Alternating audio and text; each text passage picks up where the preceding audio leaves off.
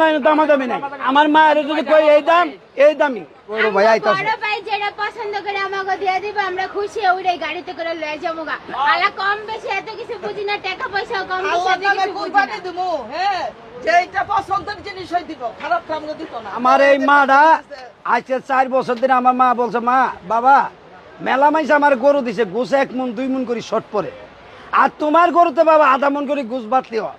এটা মাই কথাটা বলুক, হ্যাঁ আম্মাই বলুক কথাটা, আসলে কি কথা সত্যি? আম্মাই বলুক কথাটা। আমি কয়েক বছর ধরে গরু দিতেছি, আমার মা খালি আসে কিছু না, আমার মা এক মাত্র আছে খালি এই ওজনের ঠিক দেওয়া লাগে।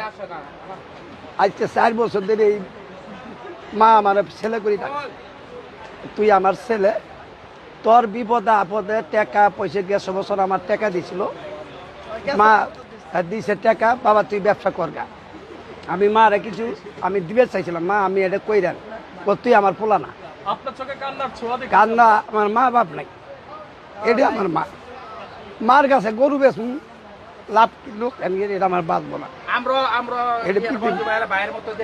আমার ছোটবেলা তো চলি, আমার যদি মার সাহেবে মনে করেন আমার যে মা ছিল, এই মার মতনই সম্মানটা করে, তার জন্য আপনারা মনে কিছু নেন না।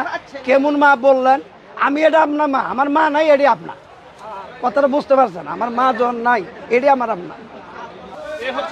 হ্যাঁ এই একটা আর এই কালারা, এই দুটো না বিক্রি এখনো দাম ফয়সালা করি নাই। আর মার কাছে গরু বেছে দুটো তো আমি দাম ফয়সালা করতে পারি, মা যখন পছন্দ হবে মা আমার টাকা গুনি দিবে। এখন এই দুটো গরু ধরেন, এখন ধরেন আমি 450 বেশি রাখতে পারবো না। 4.5 লাখ। হ্যাঁ এর বেশি আমি রাখতে পারবো না, কেন? এটা আমার মা।